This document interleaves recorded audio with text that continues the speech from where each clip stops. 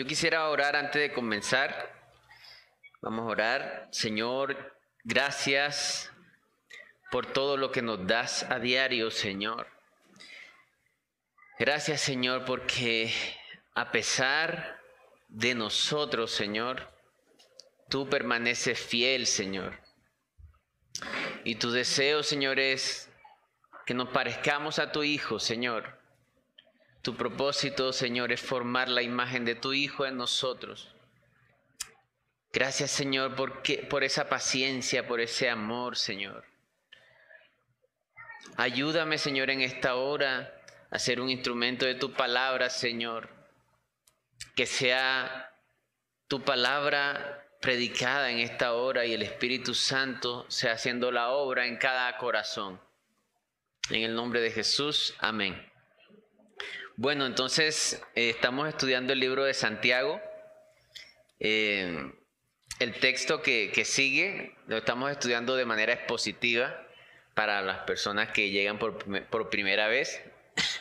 El mensaje sale del texto y es lo que Dios quiere que hablemos, ¿verdad? Vamos a leer Santiago 1 del 9 al 15, que es el texto base de nosotros. Dice así la palabra de Dios.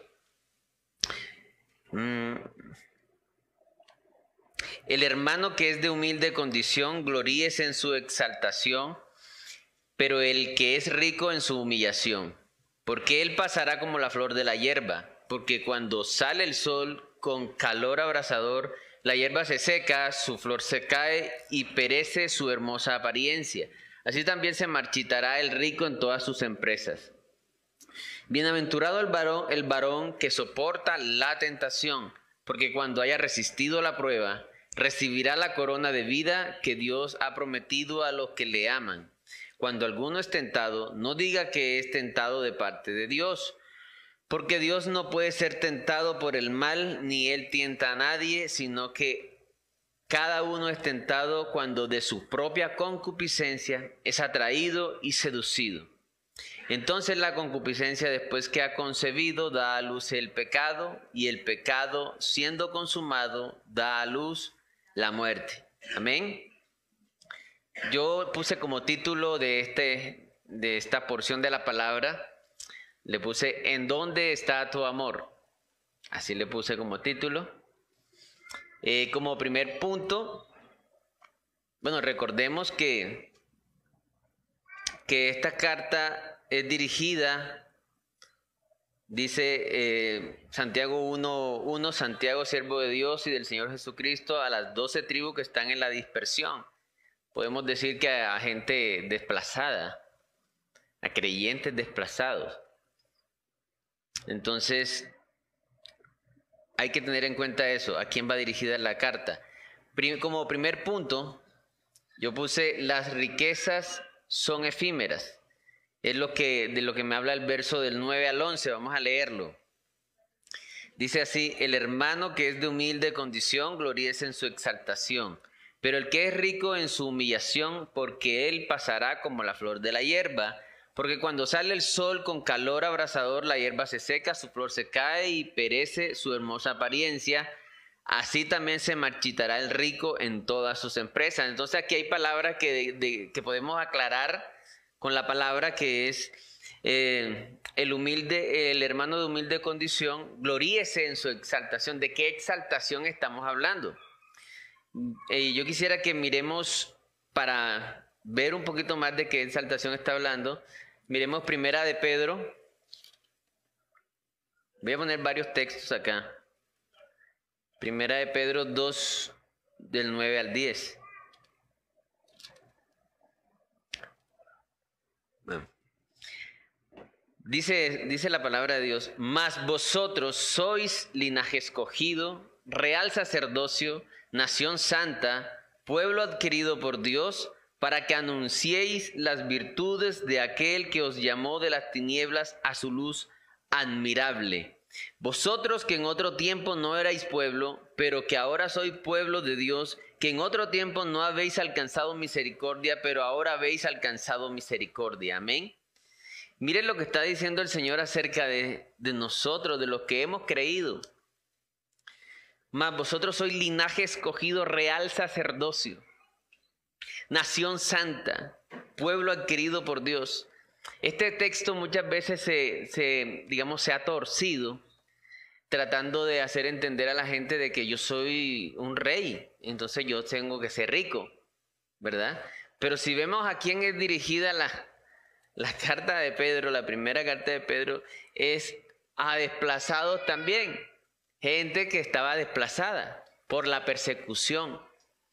O sea, muy probablemente eran gente de pocos recursos, ¿sí? Y ahí mismo en primera de Pedro, el apóstol dice de que en medio de esas pruebas y tribulaciones y sufrimiento Dios se va a glorificar, ¿verdad?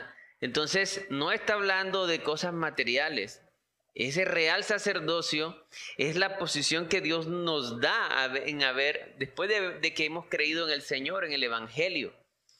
Entonces, y no es una exaltación que, digamos, que proviene de la persona. Es una exaltación imputada por gracia, porque nosotros todo lo recibimos por gracia de parte del Señor. Es un regalo inmerecido. Entonces dice la palabra, el hermano de humilde condición gloríese en su exaltación. Exaltación que él mismo no se exalta, ¿sí? Sino que le es otorgada por haber creído el Evangelio. Ya el Señor le dice, tú eres hijo del rey, tú eres linaje escogido. Tienes la autoridad, como dice la palabra de Dios, como dice el Señor Jesús en Mateo, tienes la autoridad, tienes la potestad, tienes la misión de anunciar el Evangelio, ¿verdad? Dice, nación santa, pueblo adquirido por Dios, para que anunciéis las virtudes de aquel que os llamó de las tinieblas a su luz admirable. Entonces, ya hay un aspecto muy importante a los hermanos que son de humilde condición, en qué gloriarse, en qué decir, Dios me exalta de esa forma inmerecidamente, a llamarme linaje escogido, ¿verdad? A ponerme en una posición que yo no merezco. Dice, vámonos a Efesios 3, del 14 al 19.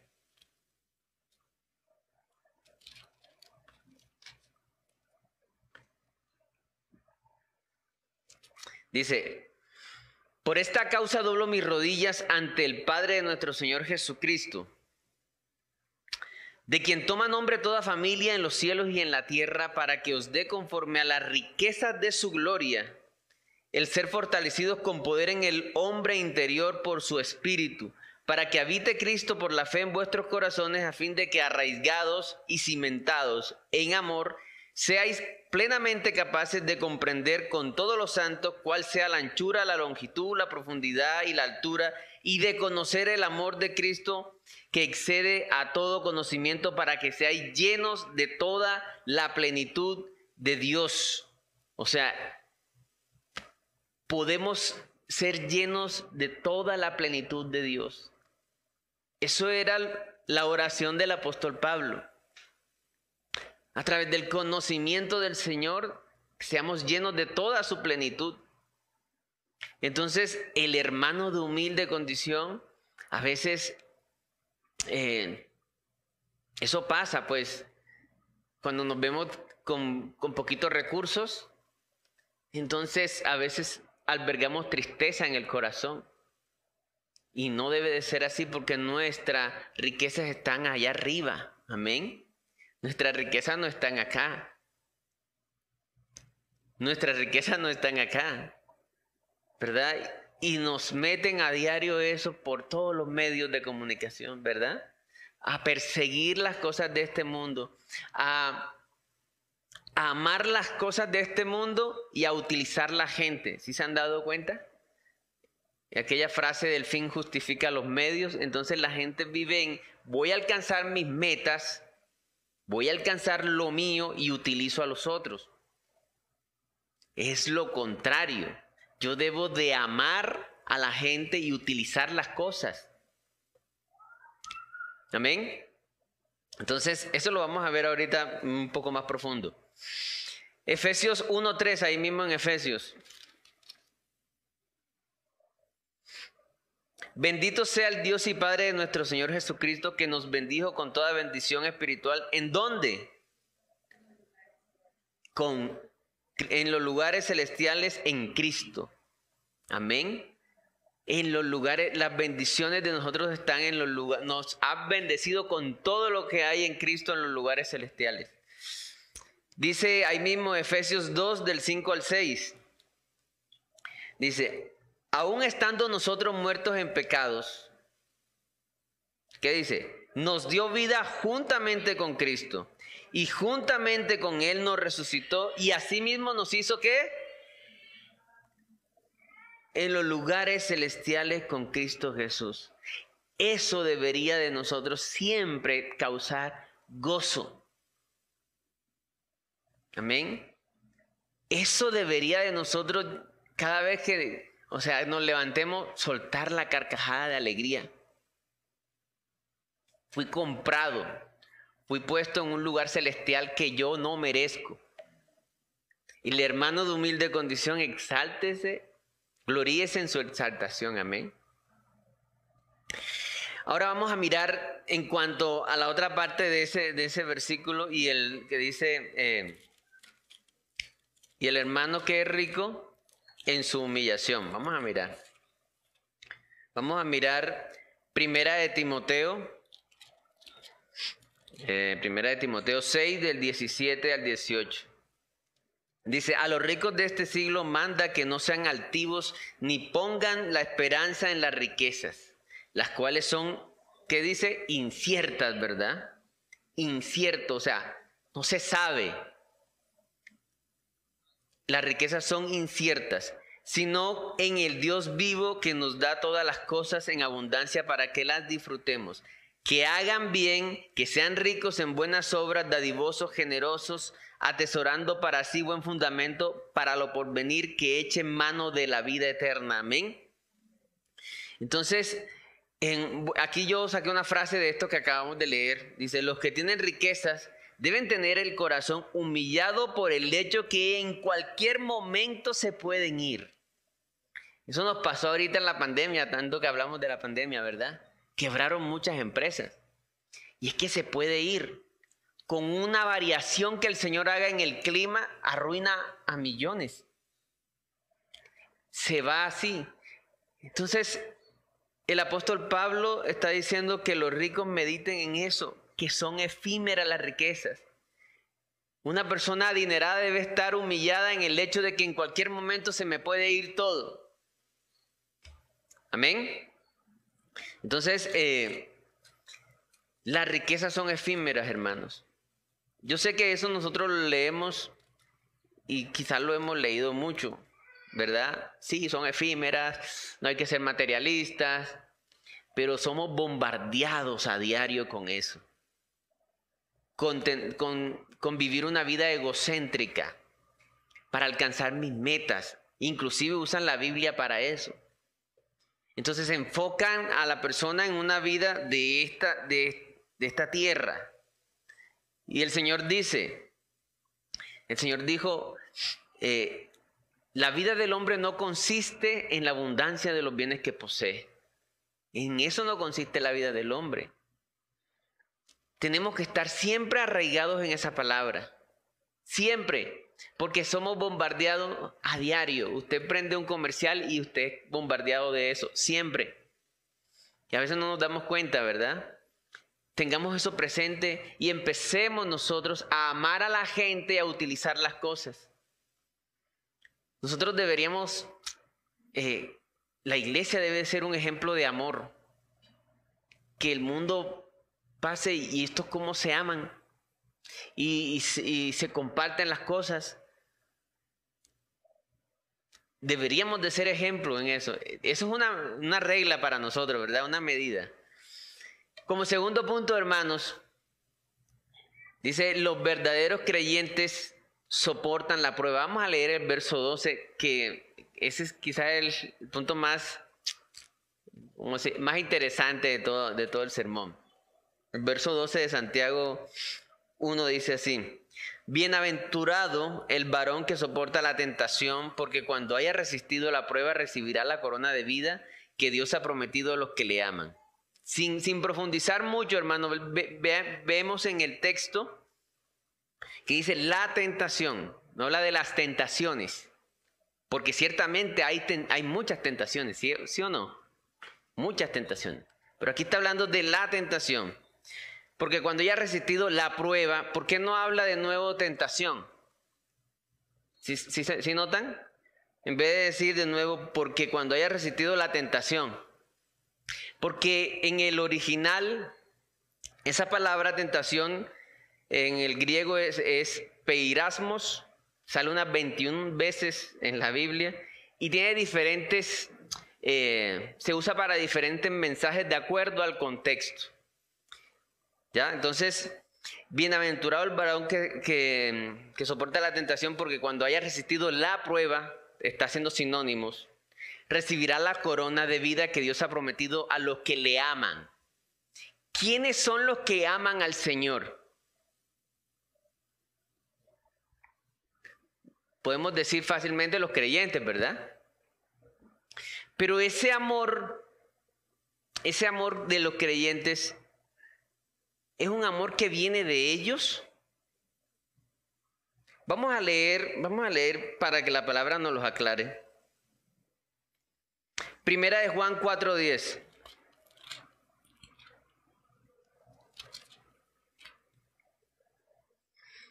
Dice así la palabra de Dios. En esto consiste el amor. ¿En qué consiste el amor?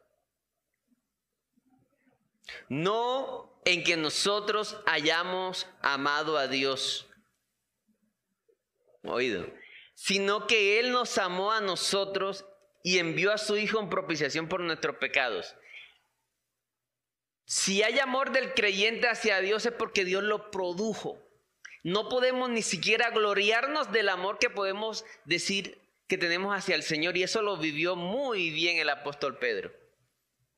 Señor, yo iré contigo hasta la muerte si es necesario. Y estudiando el pasaje donde el Señor restaura a Pedro, el Señor, estudiando la profundidad, podemos concluir que el Señor le está diciendo, cualquier cosa que tú vayas a hacer, yo la produzco. Porque Pedro era uno de los que se jactaba, yo iré contigo, yo te amaré hasta el fin, viene de mí. Y el amor de nosotros hacia el Señor, Él lo produce en nosotros. ¿Qué tenemos que ser nosotros? Tenemos que ser tierra fértil para su palabra. Tierra fértil. Entonces, este amor, ahora el libro de Santiago nos lo demuestra. Vamos a mirar ahí mismo en Santiago. Santiago 1:18. Dice, Él... ¿De dónde? Nos hizo nacer por la palabra de verdad, para que seamos primicia de sus criaturas. ¿Quién nos hizo nacer de nuevo? Nosotros mismos decidimos, voy a buscar a Dios y me voy a convertir. No. Primero es la palabra la que llega. Por eso no podemos gloriarnos. Los verdaderos creyentes soportarán la prueba, es el segundo punto. El verdadero creyente soportará la prueba de amar al mundo y dejar al Señor. Cuando alguien nos dice a nosotros, sí, yo me aparté del evangelio y no, yo ya no quiero por allá, no quiero saber nada. Sepa lo que no fue creyente nunca. ¿Cómo yo, después de haber degustado del Señor, me voy a echar para atrás? Si el Señor es la fuente de vida. Amén.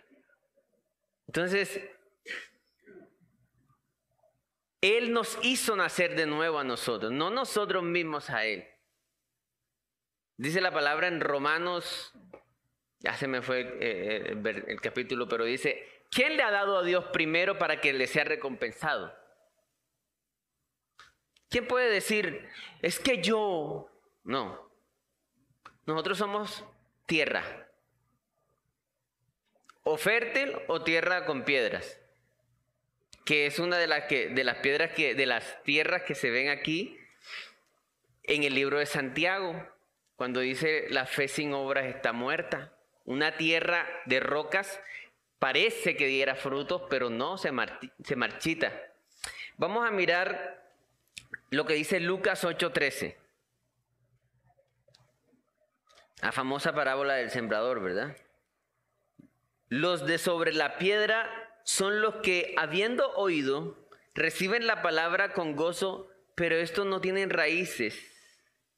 Creen por algún tiempo y en el tiempo de la que se apartan. Esa palabra prueba, que en el griego se dice pereizasmo, es la misma que se está usando aquí en Lucas 8:3. Y es la misma que se usa en Santiago, los primeros versículos de Santiago. Es la misma palabra que se está usando ahí. Entonces, Santiago 1:2, hermanos míos, tened por sumo gozo cuando os halléis en diversas pruebas. Pruebas que el Señor permite, ¿verdad? Para que de verdad se demuestre quién es creyente y quién no. Entonces, en la parábola del sembrador solo hay una tierra fértil que produjo fruto. Solo hay una. ¿Qué tenemos que ser nosotros? Tierra fértil. Porque ni siquiera el amor que vamos a tener hacia el Señor, que son el amor que dice el libro de Santiago, que es lo que estamos leyendo, que la corona de vida que van a recibir a los que aman al Señor. Pero nadie ama al Señor si primero no ha experimentado el amor del Señor. Voy a repetir eso. Nadie puede amar al Señor si primero no ha experimentado el amor del Señor personalmente. Si no, entonces seríamos como religiosos solamente. Dice la palabra de Dios en Primera de Juan 2:15. Vámonos a Primera de Juan. Dice, doy gracias a mi Dios siempre que me acuerdo de vosotros, siempre en todas mis oraciones, rogando con gozo por todos vosotros, por vuestra comunión en el Evangelio, desde el primer día hasta ahora, estando persuadido de esto, que el que comenzó en vosotros la buena obra la perfeccionará hasta el día de Jesucristo. A Él sea toda la gloria, hermanos. Amén. Sí, Él es el que lo propicia. Nosotros no podemos decir de que yo, por mí, logré esto, logré resistir a esta prueba. Eso lo hace el Espíritu Santo en el creyente. El que es creyente va a resistir la prueba de amar al mundo y alejarse del Señor. Un verdadero creyente no se aparta. Me refiero que no deja al Señor y dice, no, yo no amo a Dios, yo amo mejor esto. Ahora, no estoy diciendo que no vayamos a fallar. Cuando no estamos siendo nosotros, digamos, activos en la comunión con el Señor, en buscar la palabra, vamos a ser vulnerables. Porque dice la Biblia que son dardos de fuego que vienen del enemigo y nos engañan. Engañan la mente. Y eso lo vamos a ver ahorita. Entonces, los verdaderos creyentes, hermanos, soportarán la tentación de irse para el mundo. ¿Verdad? Una frase que puse aquí como para que reflexionemos. ¿Estamos amando realmente al Señor? Porque el pasaje hablaba de que la corona de vida que Dios le dará a los que le aman, ¿verdad? Esta pregunta simple, muchos pueden decir, sí, yo lo amo.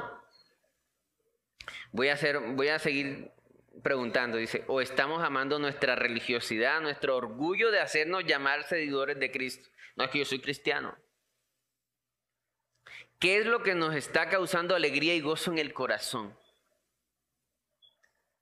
Miren, a esto hay que ponerle mucho cuidado, porque a veces nosotros o alguna persona cree que es creyente pero, o que está bien con el Señor, pero su gozo está en otra cosa.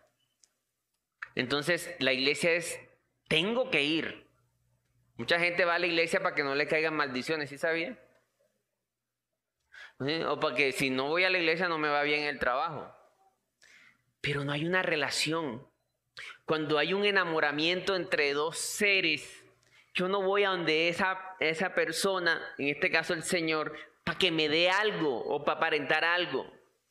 Yo voy porque me gozo estando con esa persona. Solo con estar con Él. Alegría.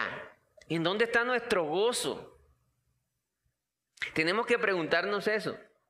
¿Para qué nos congregamos? ¿Para qué cumplir y mostrar para cumplir y mostrar o para gozarnos en el Señor y con los hermanos? ¿Para qué nos congregamos? ¿Para cumplir y mostrarnos o para gozarnos en el Señor y con los hermanos?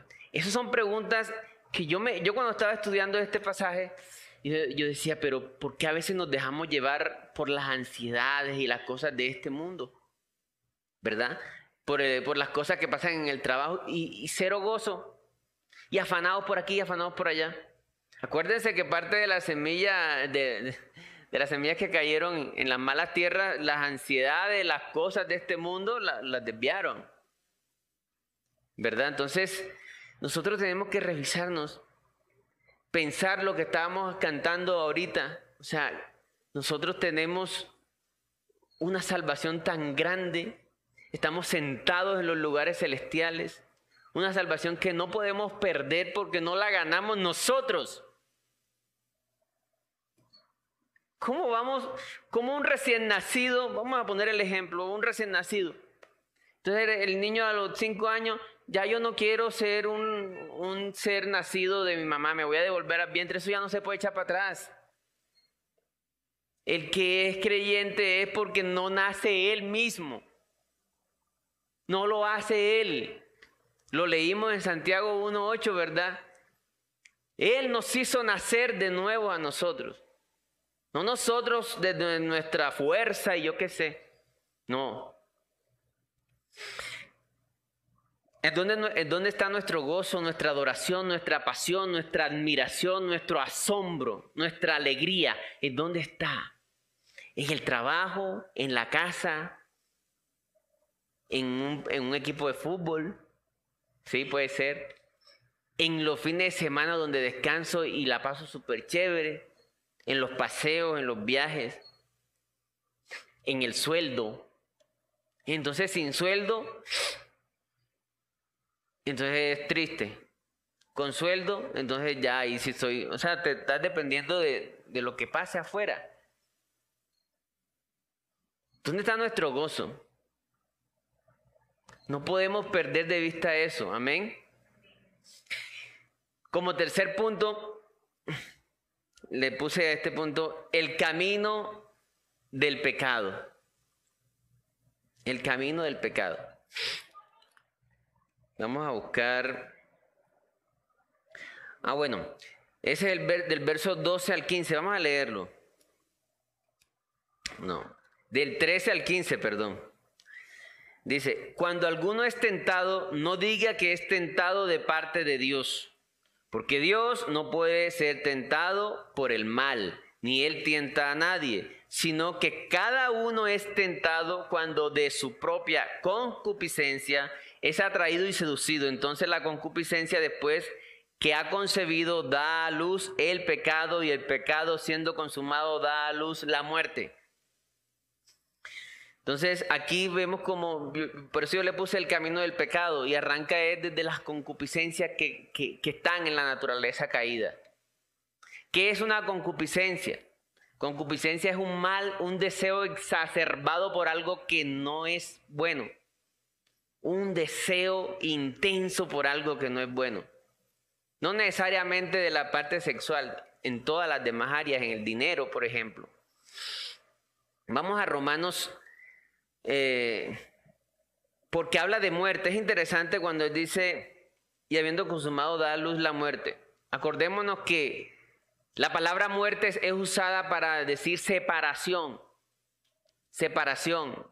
La muerte física es separación del cuerpo y el alma. Vamos a leer Romanos 7 del 9 al 13. Romanos 7 del 9 al 13. Dice, miren lo que dice, es muy interesante. Y yo sin la ley vivía en un tiempo, pero venido el mandamiento, el pecado revivió y yo morí. Pero ¿cómo así que murió? Ahí él escribió cartas, y ¿cómo así que se murió y después revivió? No. Es para que aclaremos, cuando hablamos de la palabra muerte, se habla de diferentes contextos, ¿verdad? Y hallé que en el mismo mandamiento, que era para vida, a mí me resultó para muerte. Porque el pecado, tomando ocasión por el mandamiento, me engañó y por él me mató. De manera que la ley a la verdad es santa y el mandamiento santo, justo y bueno. Luego, lo que es bueno vino a ser muerte para mí en ninguna manera, sino que el pecado, para mostrarse pecado, produjo en mí la muerte por medio de lo que es bueno, a fin de que por el mandamiento el pecado llegase a ser sobremanera pecaminoso. Voy a decirlo con un ejemplo pequeño. A veces un niño tiene una tentación, yo qué sé, de coger un cuchillo. Y viene el papá y le dice, en esa gaveta hay un cuchillo. No coja ese cuchillo, eso es prohibido. Puede entrar la concupiscencia en el niño y decir, uy, yo quiero ese cuchillo, yo quiero ese cuchillo, yo quiero ese cuchillo. Ya después que se lo dijeron, el deseo por hacer algo indebido crece. Esa es la concupiscencia. Esa es por la cual somos tentados. ¿Sí? Entonces, a ver, Santiago 1 del 16 al 18, leamos. ¿Qué es lo que estamos estudiando, verdad? 16 al 18, leámoslo, dice, amados hermanos míos, no erréis. Toda buena dádiva y todo don perfecto desciende de lo alto, el Padre de las luces, en el cual no hay mudanza ni sombra de variación. Dejémoslo hasta ahí. Miren que anteriormente estábamos leyendo que cada uno es tentado por su propia concupiscencia, y también el apóstol Pablo nos enseña de que cuando hay conocimiento, viene el pecado, viene la tentación y engaña. Y miren lo que dice Santiago, amados hermanos míos, no erréis. ¿Cuál es la mentira del pecado? Te está diciendo, tengo algo bueno para ti. Esa es la mentira del pecado.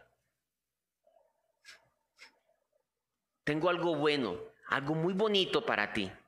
Te lo vas a perder. Que fue la primera mentira que vino hacia Adán y Eva. ¿Sabe Dios que cuando comas de esto, no vas a morir, sino que Dios te está quitando algo bueno, Eva? Y eran mentiras, ¿verdad? Entonces, dice el apóstol Santiago, amados hermanos míos, no erréis, toda buena dádiva, o sea, todo lo que es gozoso, que llena, que es bueno, que da alegría. Toda buena dádiva y todo don perfecto desciende de lo alto del Padre de las luces, en el cual no hay mudanza ni sombra de variación. Una mentira grande que han dicho por mucho tiempo, que las cosas de Dios son aburridas, ¿verdad? Y aquí esto que te ofrezco sí es chévere. Entonces, no erréis. A veces somos blancos de eso nosotros, si no estamos pendientes de la palabra, viviendo la palabra. Entonces, hermanos, de esa forma el pecado no es que Dios tiente, es que de nuestra misma concupiscencia, pero el Señor nos lleva adelante. El Señor produce fruto en nosotros. El creyente persevera en medio de la tentación, en medio de la prueba de este mundo. Amén. Y van a pasar pruebas. Así como la semilla que cayó en las diferentes tierras, hubo vientos. Hubo vientos. En todas hubo vientos, ¿verdad? Pero la que cayó en tierra fértil fue la que dio fruto. Así que tenemos que gozarnos, como dice el apóstol Santiago, cuando estamos en diversas pruebas. Porque ahí se va a demostrar si estamos en el Señor o no. Primera de Corintios 10:13, ya estamos acabando. No os ha sobrevenido ninguna tentación que no sea humana, pero fiel es Dios, que no os dejará ser tentado más de lo que podéis resistir, sino que dará también juntamente con la tentación la salida para que podáis soportar. Es la misma palabra de resistir en el original, pues. Entonces, hermanos, las pruebas van a venir. Las tentaciones van a venir, ¿verdad? Pero el apóstol Santiago nos dice, no erréis. Eso son mentiras. Las cosas buenas son las que vienen del Señor, no las que el mundo te ofrece. Amén. Vamos a leer por último, vamos a leer Romanos 6 del 11 al 14. Dice así la palabra de Dios: así también vosotros consideraos muertos al pecado, pero vivos para Dios en Cristo Jesús, Señor nuestro. No reine pues el pecado en vuestro cuerpo mortal, de modo que lo obedezcáis en sus concupiscencias. Ni tampoco presentéis vuestros miembros al pecado como instrumentos de iniquidad, sino presentaos vosotros mismos a Dios como vivos de entre los muertos, y vuestros miembros a Dios como instrumentos de justicia, porque el pecado no se enseñoreará de vosotros, pues no estáis bajo la ley, sino bajo la gracia. Amén. El pecado no terminará gobernando o dirigiendo la vida de un creyente. No va a dirigirle la vida. No se enseñoreará. Amén. Pero tenemos que, para ser productivos, para ser eficaces, para ser instrumentos del Señor, tenemos que cuidar nuestra salvación. Tenemos que ir con nuestra profesión de ser creyentes, ser propositivos en eso, ser activos, buscar al Señor, meternos en ayuno, meternos en la palabra. Eso debemos de hacerlo. Y ahora, de conclusión, vamos a leer un texto genial que habla de cómo nosotros podemos llegar a madurar y no caer. Aunque el Señor nos lleva y Él es el que nos hace resistir. Pero cuando nosotros le ponemos virtud a esa fe implantada, entonces vamos a producir fruto, mucho más fruto. Vamos a leer Segunda de Pedro.